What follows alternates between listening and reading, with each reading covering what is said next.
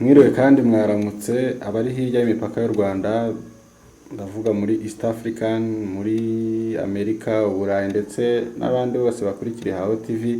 Ndabasuje, nitwa Kimana Ernest, wa mufilozofe yaje mu rukundo. Bari wiriwe. Mwiriwe neza. Rukundo ni iki? Urukundo rero, Mbere yo kuvuga ku rukundo ugiye kutuganiriza kuki? murakoze cyane. Mbere yuko mvuga ku kijyanye n'urukundo, uyu munsi turaza kuvuga ku kintu abantu b'iki gihe biharajwe, by'umwihariko abasore, cyitwa gutera ivi. Wese uri umugabo? Njyewe sindi umugabo ahubwo ndi umuhungu. Kuki bavuga gutera ivi? Ntibavuge gutera inkokora? Ni ukuvuga ngo gutera ivi, iyo urebye nk'abantu b'iki gihe uburyo babifata, baba bari gushaka kwereka abakobwa yuko nyine ngo bamaze gufata umwanzuro yuko ngo babemereye urukundo, mu rwego rwo kububaha bakagenda bakabaterera ivi, bakabapfukama imbere, bakabahereza indabyo cyangwa n'izindi mpano zitandukanye. Kiriya nicyo kimenyetso se cyo kwerekana ko ukunda umuntu? Njyewe ku cyanjye giti mbona biriya ni ibintu byo gufata imico y'ahandi hantu, ariko ntabwo kiriya ari ikimenyetso, kuko ushobora no kuritera mu by'ukuri nta n'urukundo ufite, nta n'urukundo mukunda. Ubwo bugamije iki? ugamije kugira ngo umwereke yuko umukunda, kandi mu by'ukuri utamukunda, cyangwa ari izindi nyungu umukeneyeho. Ari inyungu. Ugarutse cyane ku rukundo, n'ubundi urukundo ni iki? Murakoze cyane. Urukundo, iyo urebye ku bantu bagiye bagerageza kurukoraho ubushakashatsi, berekana yuko urukundo ni imbamutima ziba muri kamere muntu, zishobora kumwerekeza ku muntu cyangwa ku kintu runaka. Vale. Yego. Bino bintu urabyemera byo gutera ivi? Njyewe nk'umufilozofe ntabwo ngiye gutera ivi mbyemera. Kubera iki? Murakoze cyane.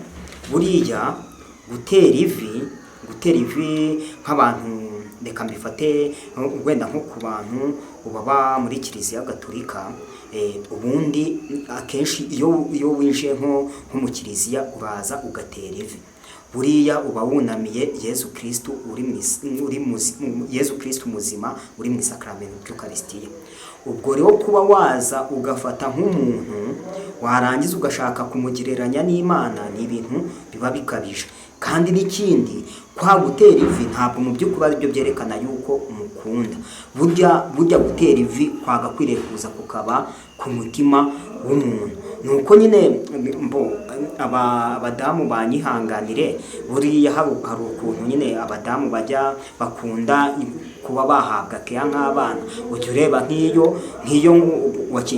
wakingiwe n'umugore, ngo ntumuterure ngo umushyire hejuru, aba yumva yuko utamuhaye ngo keya. Bakunda guterurwa cyane, ukibaza ngo ese ni impinja, ese wenda ni icupa ry'ikinyobwa runaka, kandi guterurwa si ibyo ngibyo bimaze iki? Kandi ntunatekereze ko ushobora kumuterura warangiza ukamukubita hasi akavunika. Ibyo ngibyo rero ni ukuvuga ngo ni ibintu bagakwiriye, ni imyumvire bagakwiriye kuza bagahindura. Ngiye gutera ivi rwose ntabwo mbyemera. Iyo ni imico bagiye bavana hanze, kandi mu by'ukuri inculturation ni nziza. Inculturation ni ukuvuga, ni ugufata umuco w'ahandi hantu ukawinjiza mu muco wawe.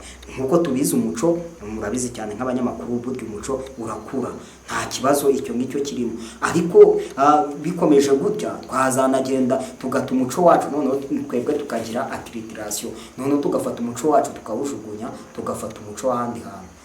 Ugafata umuco w'ahandi hantu, ariko utekereze ko mbere bambikaga umukobwa umwishywa. Impeta bajya kwambika umuhungu si nkaho umukobwa, si nkaho baba bari kumwambika umwishywa, kandi ugomba kubyubahiriza. oya kuyimwambika na ya mpano ngewe no kuza mu ruhame ukaza ukabyemeza abantu bose babireba n'inshuti zawe zibireba ntabwo ari bibi, ariko kiriya kintu cyo kujya gupfukama ibyo ngibyo byo rwose ntabwo ari byo. Biriya byo by'ibimenyetso, kumwambika impeta, kumuhereza impano, byo rwose nta kibazo. Umukunda, umufiteho umugambi mwiza, ushaka yuko muzakorana umushinga wo kubana akaramata, byo nta kibazo wabikora. Hari umuntu urwara urukundo? Murakoze cyane.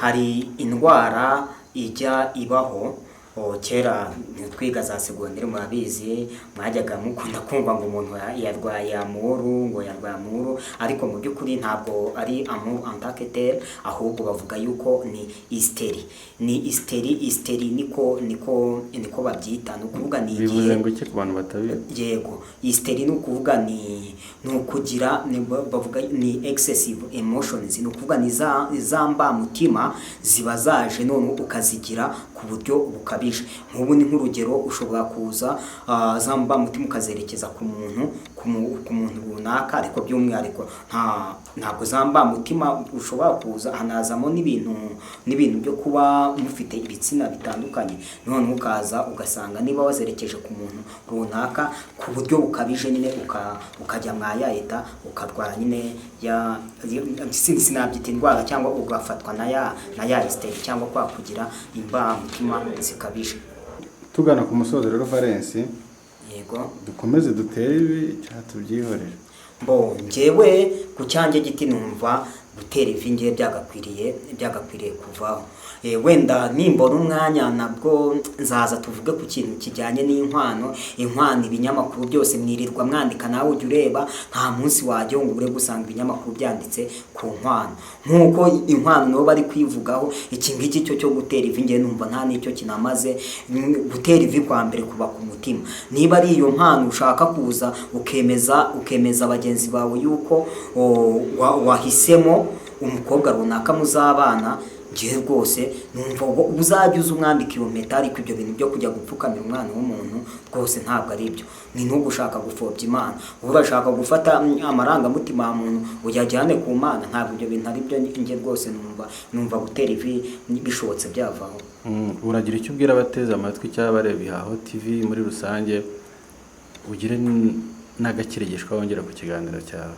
Murakoze cyane abantu bakurikira Ihaho TV, ni ukuri kose pe ndakomeza kubashimira inkunga zanyu, uburyo mugenda muduhereza ibitekerezo, uburyo mukora like, uburyo mukora comment, ndetse na sub zanyu turaza tukazibona rwose. Mbere na mbere muraba agaciro gakomeye cyane. Rero nk'icyo navuga rwose, basore beza mudukurikiye, ntimuntera amabuye, ntimwange gukora share n'amakomenti. Ngewe impamvu ndi kuvuga ko iki kintu cyo gutera ivi, ngewe hari umuntu twari turi kumwe twicaranye ahantu, ajya gutera ivi, uwagiye kuriterera arabyanga, ahita afata telefone ayikubita hasi irameneka. Ubwo ngubwo rero naribaje ati nk'ibyo yaragiye gutera, hari n'igihe munaza mugatekereza yuko ari surprise cyangwa mugiye gutungura abakobwa mukundana, none wa mukobwa nawe ugasanga wenda nta na gahunda gufiteho, ubwo ugasanga uramwaye. Ubwo rero kino kintu cyo gutera ivi, namwe muri abantu bakuru, basore bagenzi banjye, mu gitekerezo cyane. Ntuzajya ujya kwinjira mu rusengero ngupfukamire Uwiteka, ntuzajya ujya kwinjira mu kiliziya ugiye mu misa ngo uterere ivi Yesu Kristo muzima uri mu isakramento ry'Ukaristiya, nurangiza iryo vi ujye kuritera mu kabari, uritere umuntu utanazi yuko agukunda neza. Ubwo rero rwose mugerageze gutekereza ku icyo kintu, mutekereze byimbitse, kandi ubufasha bwanyu burakenewe. Urugamba rwacyari rurerure, mukomeze mudutere inkunga kugira ngo turusheho kubagezaho ibiganiro byinshi kandi byiza ku gihe.